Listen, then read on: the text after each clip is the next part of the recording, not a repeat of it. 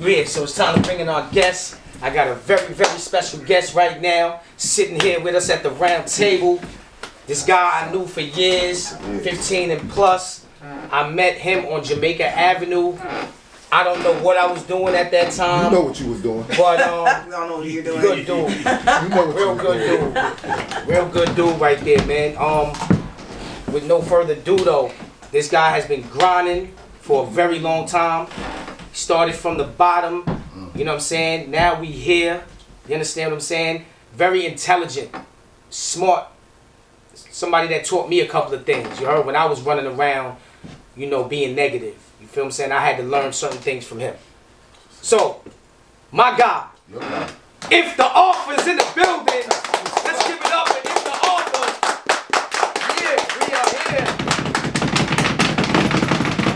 Let's go. What time it is? What's up? So what's going on, my brother? What's up, man? How you doing, man? It's fun, man. I'm happy to be here. You know, this is your first show. Congratulations on Yes, your episode one. Episode one. So it's looking real good. PBN Network, Positive Beats Negative, episode 1. We are here, man. Yes, thanks for being our first guest. Thank you, What's man. going on right Appreciate now you. is we're gonna start shooting the film for the book in March. We're gonna shoot the short film in March. You know, I got 2 books out, Necessary Evil Volume 1, Volume 2. So far, I sold 70,000 copies, all independently. You know what I'm saying? So, yeah, the book is based on the social ecology of New York's drug trade during the mid to early 90s, loosely based on a lot of my experiences and how I was able to use African-centered metaphysics to change my life around. So you see it's a 2-part series. So the black and red cover is dealing with a lot of like kind of street stuff, social issues. The volume 2, the purple cover, is dealing with more spiritual issues. You know what I mean? So how do you use African-centered metaphysics to change your life? You know, information versus application, right? Because a lot of times it'd be a lot of deep people out there, but they don't simplify it and just show you how to use all that deep shit in your daily life. You know. So before we get into all that, Yeah, see, I told you, I told you my guy's very intelligent, man. Hold up, So before we get into that, man, let me light my like a mile. We gonna get into this right now.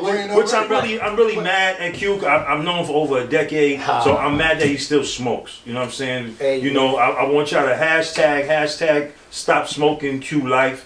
We're gonna stop the stop smoking Q life campaign. I see. We're gonna start that movement. I'm a hashtag under all his bitches. Stop smoking. And then before the show starts, you know what you're gonna tell me? Yo, you're gonna be proud. I switched from Newports to Black and Mild. Listen, this is what. See, look, this is what I'm gonna tell you what's going on right now. We didn't even start yet. You know what's going on right now? This reminds me of the Drink Champs, right? When Busta Rhymes was getting interviewed by, it was like he took over the whole shit. You're not gonna do that to me again. It's my show. Nah, but listen, man. So what's going on with you, man? I ain't seen you in a long time, man. I'm proud of you. That book, the first Necessary Evil. How many years ago was that you put that first book out? Like 5, 6 years ago. Yeah, that was a minute ago. My boy been on this ground for a minute.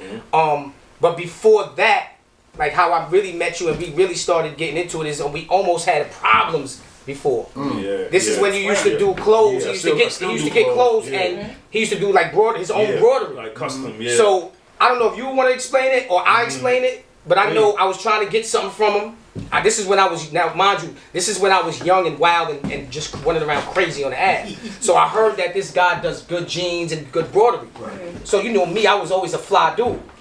And I was like, all right, I'm gonna check him out. And so I wanted him as a client because he was really popular with the music, like on the battle rap scene. Like he didn't know, like a lot of times it was him, so another dude named Scar, Punch. You know, and I used to watch them. They used to be on Jamaica Ave. Sometimes they'd be in Brooklyn, and I'm a watcher. So I would be in the background, and I would be looking. I was like, Dad, this dude got charisma, yo. If I get a sweater on his back, and he's in a battle wearing my sweater, I'm going to get more attention. But I knew, but he was so aggressive, I was like, you know what? I can't just say to him, yo, you want to buy a sweater from me? I got to find a way to get on his radar. So I was purposely trying to get on his radar. I wanted, you know what I'm saying? I wanted his business, so. But I don't know if it was that I told you to get the jeans for me, and I didn't like the jeans that you had for me or something You're like familiar that. with the jeans? and he took too fucking long to pick up the jeans. He gave me the money for the jeans, and he left the jeans alone for like 3 years. 3 years, I'm sitting with a pair of brown academics jeans, right? And I'm just sitting in the crib with him, and for 3 years long, he don't want the jeans. I let him keep on. Oh, wow. And that was, like I said, that was when I was on my wild shit. I'm calling him, beefing with him. But this guy's so... Yo, where my fucking jeans? Yo, where my jeans? Yo, where my... You know, I don't know if y'all know Q, like... He'll think everybody would listen to that. And he stomp with his foot when he put in the he want like, you know, old school, that real old school Sparfwood, Rikers Island, C-74 shit. And I hear him on the phone, and the shit got me steaming. I'm like, oh man, I'm trying to figure out how to fucking deal with him. And at that time, what was out? You know that song by Styles P? Shoot niggas, cut niggas, fuck niggas. That song was out at that time. You know what I'm saying? So yo, man. But we worked it out. We worked it out. We had some arguments on the phone. You know, the worst argument, I ain't gonna lie, I kept on calling him, and he was like, yo, man, you calling me like my girl. That's what had me mad. That's what got me pissed. That's what like, yo, let's meet up there. Let's meet up there. He's like, nah, I'm not gonna meet up. But he's smart. He said, I'm not gonna just meet up with you anywhere. Drop off my pants, nigga, drop off my pants. So we was doing this dance where nobody wanted to be too aggressive, but ain't nobody want to be passive either. You know what I'm saying? So, yeah. So speaking of your clothing line, are you still with your clothing line? I'm still with the clothing. I'm still with the clothing line. Necessary Evil Wear, or you could go online. NecessaryEvilStore.com is where you could buy it. Or the Necessary Evil Wear page on Instagram. This is an example of one of my joints. It's like, I was just about to ask you, man, that jacket right there is fire. Yeah. Back of it. That's fire. Look at that. Look at the jacket, man. Hold on. Let's get online. We do custom. We do custom. I do embroidery. Are we getting this on camera? Yes, sir. That's the back. I'd rather wear that than a Gucci jacket. You feel what I'm saying? So that's fire though. I wanted to compliment you on that. I appreciate that. You don't fly niggas see the colors right there. Yeah. I love the colors right there. I might be left me hanging. I'm sorry. Yeah, that's how you did you, bro. Yo, T, man, what's up? Yo, you mighty quiet over here, bro. You know what it is? He got his bud and he's sipping. Then he quiet like you ain't a part of right? I'm plotting on some shit because I know you coming with some shit. So I'm thinking about this shit before you say it, nigga. See, you already know what's the deal. What's up with you, man? You too quiet over there, bro.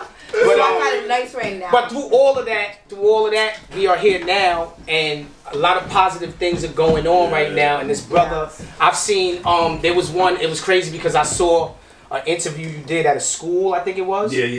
Boy, you. Yeah. I like speaking. You make things like that. Yeah, I like speaking to young people and stuff like that. You know, just speaking the language of young people. You know, I think a lot of times they don't know that it's gangster to be a father, to be a husband, to be responsible.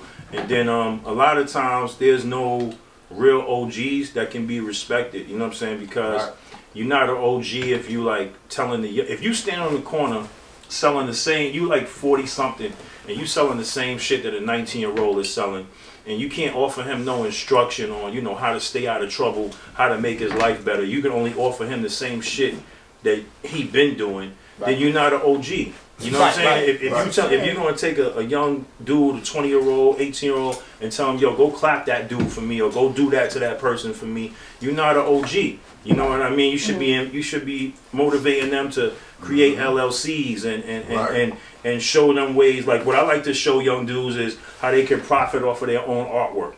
That was my thing. You know, I never wanted to work for nobody. You know what I'm saying? I hate to say it like that, but I don't want to work for no white man.